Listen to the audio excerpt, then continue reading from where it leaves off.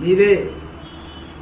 సంఘం అని చెప్పేసి నీ తల్లిదండ్రులు ఏమంటారు పడుచుకోపోవడానికి లేకపోతే వదిలేయడానికి అవకాశము లేదు. అందుకే సేవను దేంతో కంపారిజన్ చేసినాడు?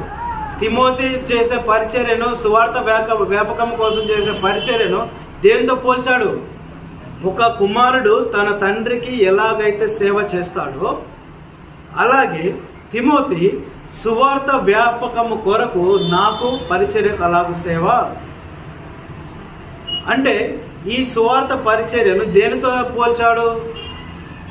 నీ ఇంటిలో నువ్వు నీ తల్లిదండ్రులకు చేసే సేవతో పోల్చాడు.